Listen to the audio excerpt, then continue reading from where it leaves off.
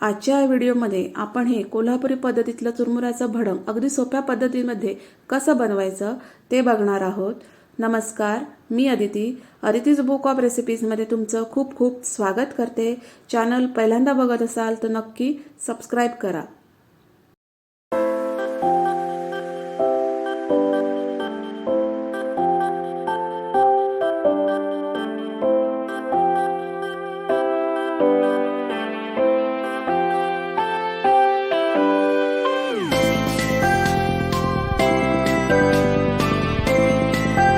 इथं मी हे 200 ग्राम चुरमुरे घेतलेले आहेत। हे एक पॅकेट चुरमुरे आहेत। हे भडंगचे स्पेशल चुरमुरे आहेत। हा चुरमुरा साईजने छोटा असतो आणि थोडा फुगीर असतो। जेव्हा तुम्ही भडंग करायला घ्याल त्याच आयत्या वेळेस हे पाकिट फोडायचं म्हणजे आपल्याला मस्तपैकी कुरकुरीत असे चुरमुरे भेटतात। हे बघा, इथं मी एक मोठा टोप घेतला आणि त्याच्यामध्ये एक अर्धी वाटी तेल तापवून घेतलेलं आहे। इथं मी शेंगदाणा तेल वापरलंय आणि याच्यामध्ये मी एक अर्धी वाटी हे सुक्या नारळाचे काप घातलेले आहेत। ते मी या तेलामध्ये तळून घेतलेले आहेत। गॅसची फ्लेम मंद ठेवायची। हे बघा, खोबऱ्याचे काप मस्तपैकी तळून झालेले आहेत।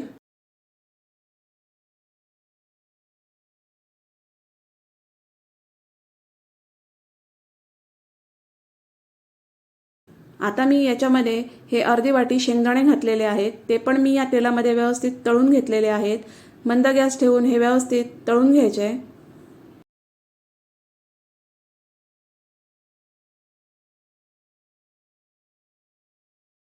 हे बघा, शेंगदाणा मधून मधून फुटलेला पण आहे। असा व्यवस्थित असा शेंगदाणा तळून घ्यायचा। शेंगदाणे आणि खोबऱ्याची क्वांटिटी तुम्ही तुमच्या आवडीनुसार कमी जास्त करू शकता। आता याच तेलामध्ये मी एक चमचा मोहरी घातलेली आहे। मोहरी चांगली तडतडू द्यायची।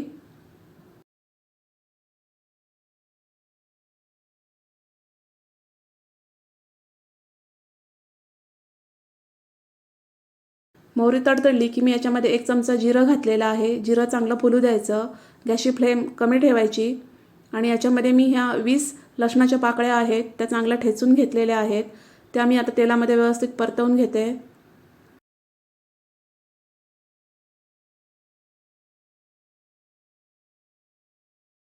लसूण चांगला परतवून घ्यायचा।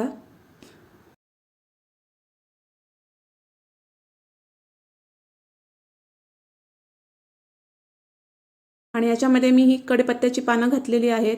कढीपत्ता चांगला धुवून थोडासा उन्हामध्ये वाळवून घ्यायचा म्हणजे त्याच्यात पाणी राहणार नाही। आणि हा कढीपत्ता पण ह्या तेलामध्ये व्यवस्थित तळून घ्यायचा।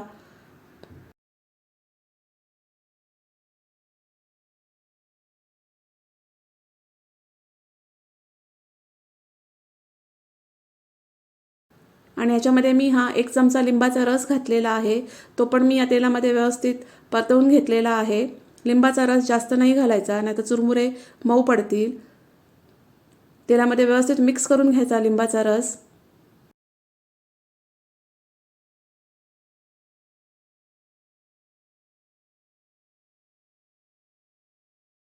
आता मी हा टोप खाली उतरवून घेतलेला आहे। गॅस बंद केला आणि आता गरम तेलामध्ये हे मी एक चमचा बेडगी मिरची पावडर घातलेली आहे। हे 2 मोठे चमचे मी भडंगचा मसाला घातलेला आहे। भडंग मसाला आजकाल व्यवस्थित बाजारामध्ये सहज उपलब्ध होतो, तर तो वापरायचा। एक पाव चमचा मी इथं मीठ घातलेला आहे, कारण भडंग मसाल्यामध्ये पण मीठ असतं। आणि अर्धी वाटी मी इथं पिठी साखर घातलेली आहे। टोप आणि तेल आपलं दोन्ही गरम आहे। मग याच्यामध्येच मी हे सगळे मसाले व्यवस्थित परतवून घेतले। गॅस फ्लेम चालू असताना जर हे सगळं केलं असतं तर कदाचित मसाले करपण्याची भीती असते। त्यामुळे टोप खाली उतरवून घ्यायचा आणि मग हे सगळे मसाले घालून तेलामध्ये व्यवस्थित मिक्स करून घ्यायचे। हे बघा,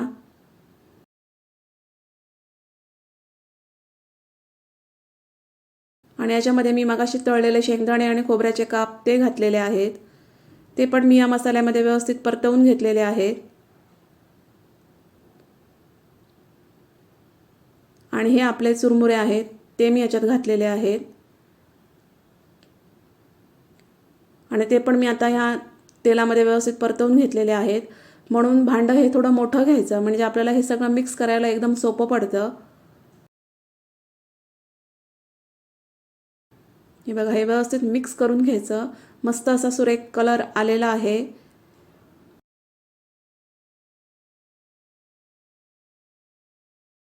भडंग मसाल्यामुळे ह्या भडंगला एकदम आपण जसं बाहेरून विकत आणतो तसंच एकदम टेस्ट येते।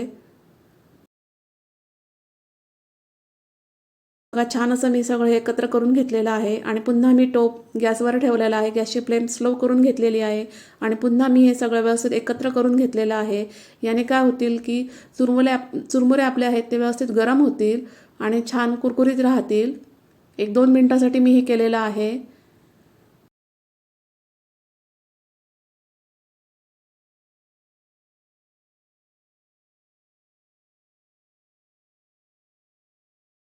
आणि हे बघा मस्तपैकी आपलं असं भडंग तयार झालेलं आहे। गॅसची फ्लेम मी आता बंद केलेली आहे।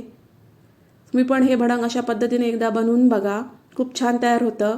टेस्टला पण खूप अप्रतिम लागतं। रेसिपी कशी वाटली ती मला कमेंट्समध्ये नक्की सांगा। व्हिडिओ आवडला असेल तर त्याला लाईक करा, शेअर करा। आपण भेटू नेक्स्ट व्हिडिओमध्ये। थँक्यू।